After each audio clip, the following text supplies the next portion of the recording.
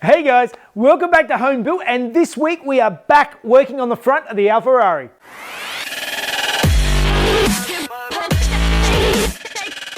Hey guys, so those of you who are watching previously will have seen that last week I sort of got to mock up the nose cone of the car, but there's really no structure in behind here. So my first task today is to remove these rails and start getting back in underneath here and see if I can start tying everything back together again and building up the lower section of this car. So let's get stuck in.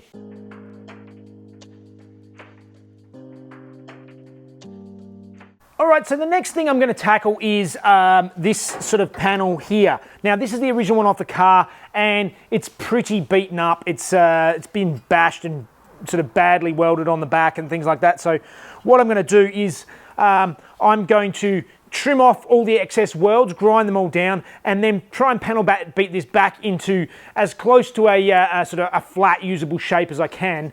But what I'm also going to do is I'm going to cut the bottom of this section off. Basically, originally, if you can look at this piece here, it folds sort of back towards the car and down like this. That's how they originally had it. But on my car, originally, the radiator sits sort of right in here, in between this panel and this one, which would bend, sit like that. So the radiator would sit between them. Now, my new radiator, I designed it so that it's going to go down behind these pieces. So it's going to sit in front of this rail, behind these bits here. That is, that's the design that I'm working with. So I'm going to have to remake the radiator mounts and that sort of stuff. That's something I can sort of tackle after I get the basic structure in.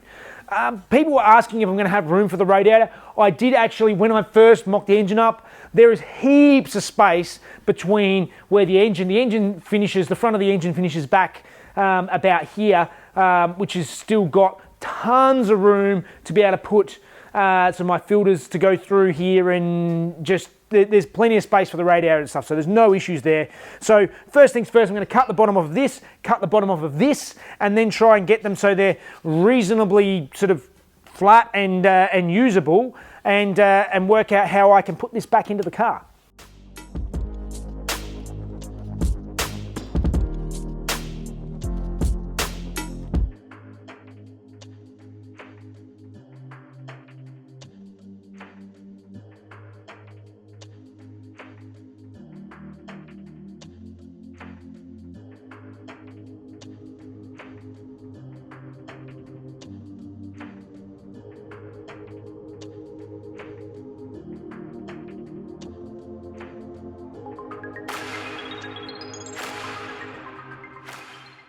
All right, so I spent a fair bit of time here getting this flat and realised that at least this side of the panel just here, it's too far gone to reuse.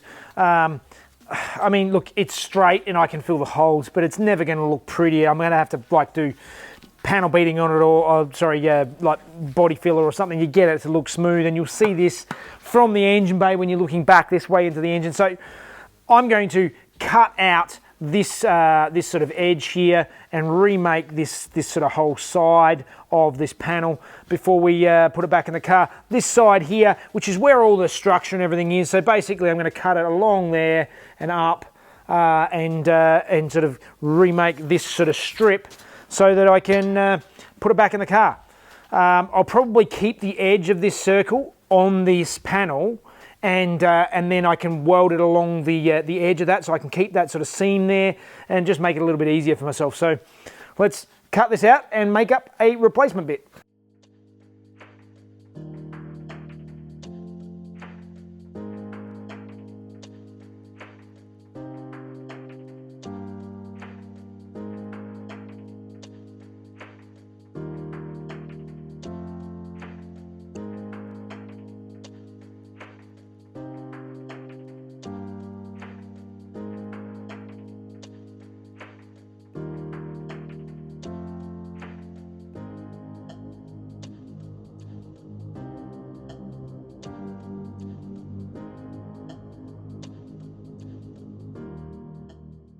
Well, that is going to look much better. So that's a nice neat replacement panel there that'll fit in quite nicely. So I'm going to start welding that all together right now.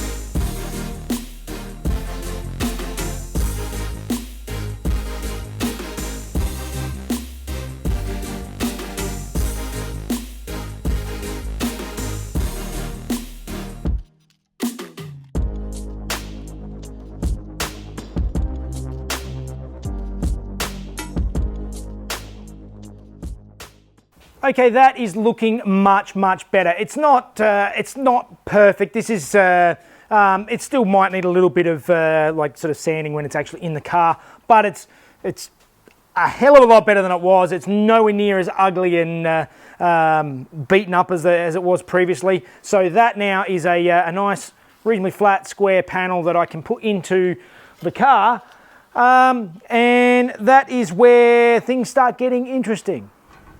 And I say interesting because this piece needs to sit in somewhere about here, but the issue is at the moment, I don't know if you can see it, but in here there is a big gap. There is a big chunk out of this this front corner of metal that's all over the place.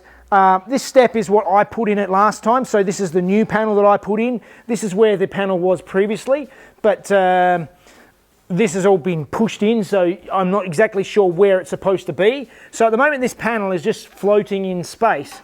So I need to sort of work out where to put it, and so that I can sort of line it all up together. It also needs to be a straight line across the top, which is where this extra piece actually comes in. This kit actually ties these two bits together across something like that. So now I think I need to start having a closer look at this and see if I can work out how to line it up.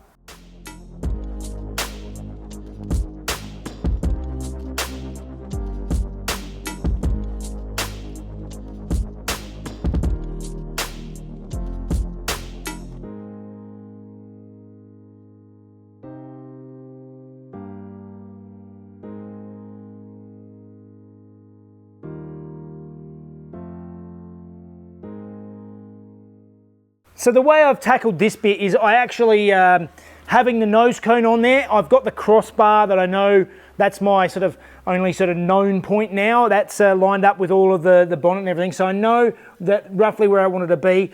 I put this piece into its spot and then I've marked it onto the face of it. So I know exactly where this needs to sit.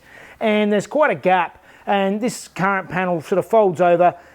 Because it's been munched and bent and twisted, what I'm going to do is I'm going to cut this lip off of the edge of it, so then I can remake my new lip that fits perfectly where I want it, and then add that back onto here so that it's a nice solid base that I can then weld to. So let's just trim this up and then start working on my template to get this the way I need it.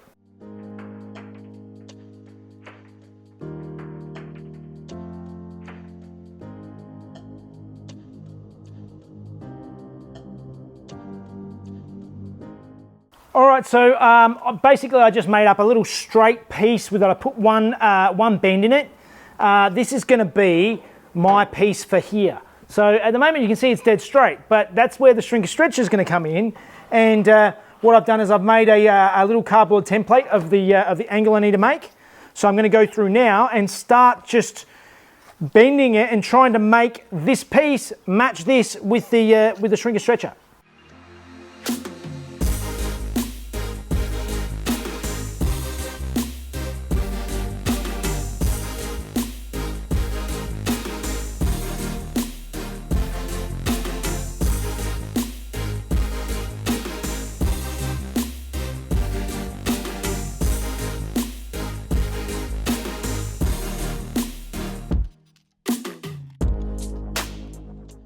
I love that shrinker stretcher. It makes it so much easier. So that was my straight piece, which I've now made fit my cardboard template quite nicely, and this sits on the car quite well now. So you can see there I've got it sitting very roughly into place. Still needs a little bit of tweaking to get it perfect, but that can be sort of done as I go. What I'm going to do now is I'm going to trim it so I can sort of start trimming it, start getting it ready so that I can mount it on the car.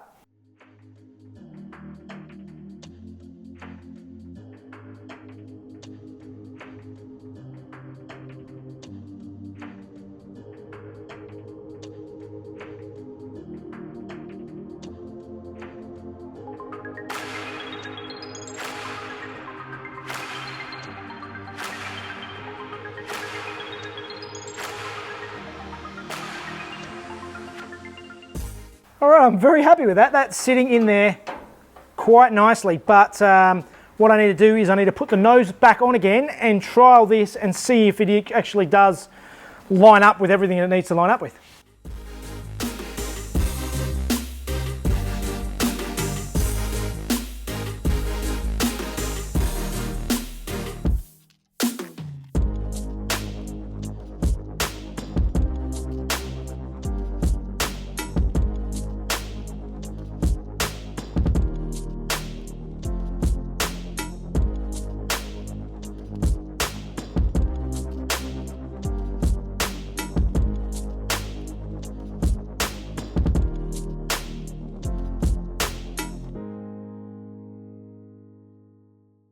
That is looking really good. And now I've got this piece. This piece is going to be able to sit on here and I'm going to be able to spot weld it on.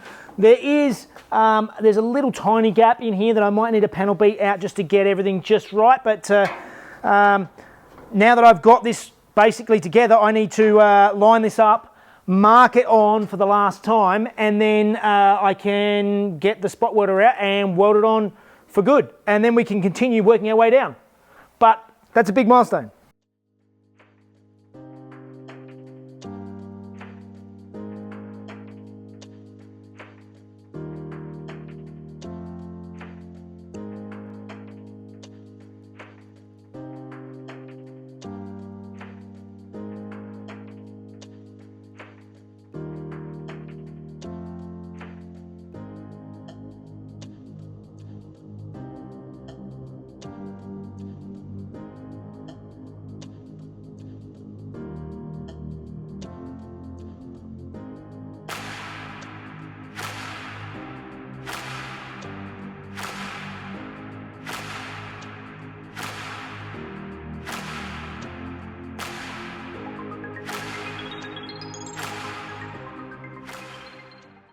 All right, this corner is pretty ugly. It's been bashed and beaten a fair bit, but it's solid enough that I'm happy enough to leave it there. I will need to, tidy it up with a little bit of filler when I get to it, but I'm going to get it as completely flat as I can, particularly when I actually weld the nose cone on.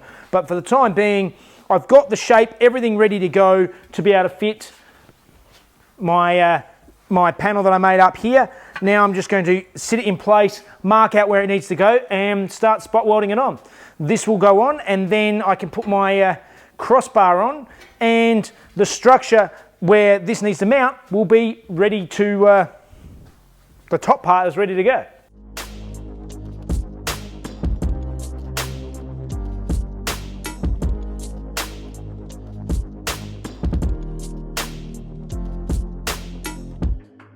Alright, the spot welder worked great. This panel is now nice and securely spot welded onto the car in the right spot, exactly where it needs to be.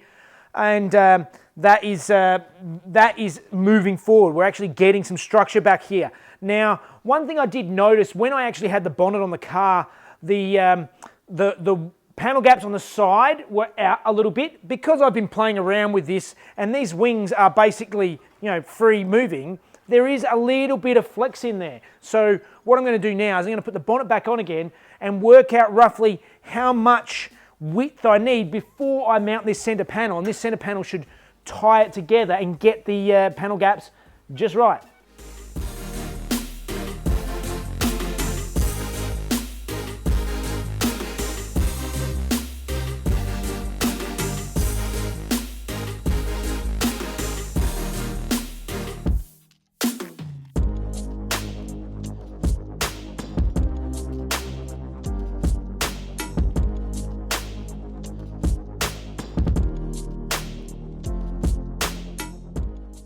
All right, we've got my crossbeam on. I'm happy with the panel gaps on the bonnet now. So that is, that's a good start. Now, moving forward, it's time to start doing some of the modifications I need to do to actually fit my radiator. So this panel here was actually the old panel that the radiator would sit into at the bottom. It had these tabs that would bolt onto, the radiator would bolt onto.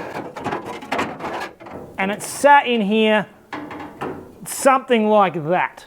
So the thing is obviously my new radiator is much bigger than this, than the old one.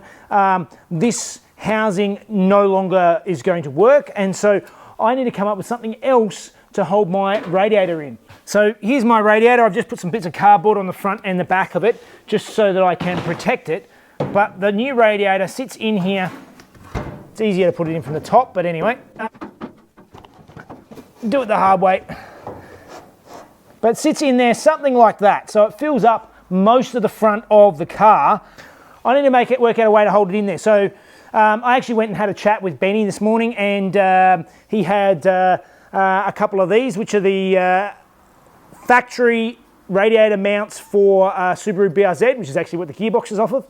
And these factory mounts actually fit reasonably nicely onto this this custom radiator that Saul from Mastello Parts made up for me. And that they go on these ends like this. So we've got the lower mounts, so I have to work out exactly how I'm going to fit them. I need to make some brackets to fit them, work out exactly where I want my radiator, and start working on some mounting points so that this will actually sit where it's supposed to sit. All right, and straight away I can see the first obstacle. This panel that I just welded in, you can see that this reinforcing sort of strip on it where it's been folded around, that is actually interfering with where I want the radiator to sit. As such, it's sort of pushing the radiator forward more than I would want. So what I might do is, even though I just put that panel in, I'll probably end up cutting that off. But before I cut it off, I'm going to fold up another strip of sheet metal, stick it on the back side of this so that I've got some reinforcing there, reinforce this this panel again from the back, and then it'll be nice and sturdy, and I can cut that strip off the front. So let's do that.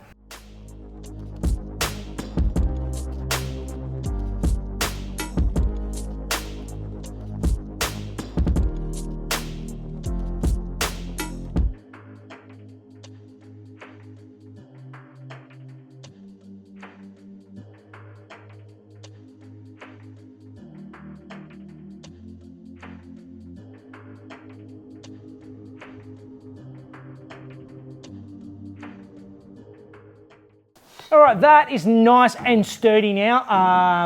I took away obviously the reinforcing on the other side, but adding this reinforcing on this side, it's just made this a nice solid structure to tie the front end together at this stage. Obviously there's going to be more by the time the whole nose cone goes on. This is only a small part of it. All the rest of it all ties it all together, and the nose actually provides a bit of structure as well, because it is actually the whole front end is all welded together. So there will be plenty of structure when it's done, but now what I need to do is I need to make a way to make these little brackets for the radiator. I need to work out how I'm going to actually mount them onto the car so that I can just put the radiator in and out as need be.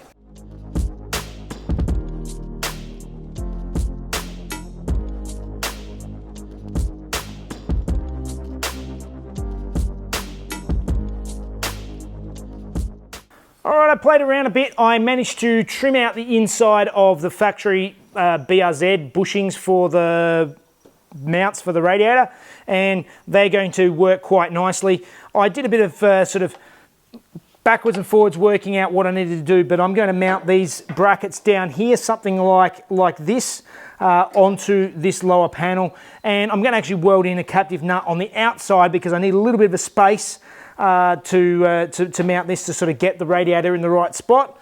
But before I do that, it really means going through and remounting the bottom edge of this this support here, because this is still just all open. This square tubing piece I'm going to reuse, like I mentioned previously, as some extra reinforcing underneath here.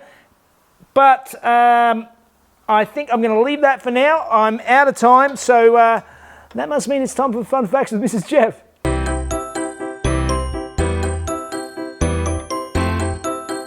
Hey guys, in 1963 the Alfa Romeo Giulia SZ was replaced by the TZ, the Tubolari Zagato, which was named after its tubular aluminium space frame. It featured the 1.6 litre twin-cam engine with the twin-spark head from the GTA, making 160 horsepower. The body was all handmade aluminium panels by Zagato, featuring a corda tronca, or a short tail design. also known as a camtail, and that was named after the German who discovered that cutting off the rear end of the car, its tail, meant that the car had the same aerodynamic effect as the teardrop shape, but in a more practical package. This car weighed a mere 650 kilos, and it was available in a street or race trim. 112 of these TZ1s were produced. However, in 1964, a new version of the TZ was introduced at the Turin Motor Show. Zagato, in an effort to further reduce weight, changed the body from an aluminium one to a fiberglass one, and also changed the engine to an auto-delta prepared dry sump version, making 170 horsepower. These TZ2s only weighed 620 kilos. They were only available in race trim. In total, only 12 of these TZ2s were ever produced. Hey guys, welcome to another Mail Time, and this one's a little bit different because this stuff wasn't actually posted to me. Those of you who follow me on Instagram will have seen a little while ago I was down in Tasmania doing an epic road trip. It was absolutely fantastic, and the video is coming soon on that one. And one of the guys I was doing the trip with, Trev, with the box rod, his kids have actually been fixing up a Mini in their spare time. So he's getting out there and teaching them how to work on cars themselves, which I think is a great thing. And they've got their own little sort of merch store and stuff. They got Morty Speed Shop is their stuff. So I've got a sticker here. I'm going to chuck this up on the toolbox. And another thing I did when I was down there is I had a track day at Symonds Plains, and one of you guys, one of the patrons, Tom, actually came down and said hi, and he actually helped us out of a bind because one of the cars broke down, and you'll see it in the video, but he went off, got some tools, and came back and really helped us out. And on top of that, he actually got Mrs. Jeff and myself some local lollies from Tasmania, so from Gawley Sweet Shop, and there's a couple of different ones here. There's a lavender farm and a city park or something. They're different ones, local Tasmanian sort of stuff. And he also gave us a Porsche Club of Tasmania badge that he had because he was a member of the Junior Porsche Club. But yeah, that was just a big shout out and thank you to Tom down there in Tasmania. For any of you guys who want to send anything through for the wall here or anything through to Mail Time, just send it through to Home Built by Jeff, PO Box 1520, Bowral, New South Wales 2576, Australia. All right, that actually went quite well today. I'm quite happy with how it's all coming together. It's slow and steady wins the race, and it's slow getting there. And steady. But you did a little wiggle then. That's key. I'm happy. We're getting there, slowly. Okay, hope you're enjoying this show. If you are, please jump on Facebook and Instagram. You can follow Jeff and mine very periodically. Keep forgetting to post, but anyway. And if you'd like to see it a day earlier, you can follow us on Patreon while you're looking at me like that. Yep, all that sort of usual stuff. All right, guys, get out in the garage and use your time well and get out and build something. All right, guys, catch you next time. Which was named for Bowral Zagato. Tasha. Oh, she had to get the last part in. Yeah. Which was named after its truncated butt. Which is the 1.6 litre twin cam with the head spark. The twin spark head is the longer tear-shaped body in terms of aerodynamicism. Is that a real word? I don't think so. Doesn't matter. No, it doesn't make sense. Has it make perfect sense? No, semantically it's wrong. Cutting off the tail. Also named as German.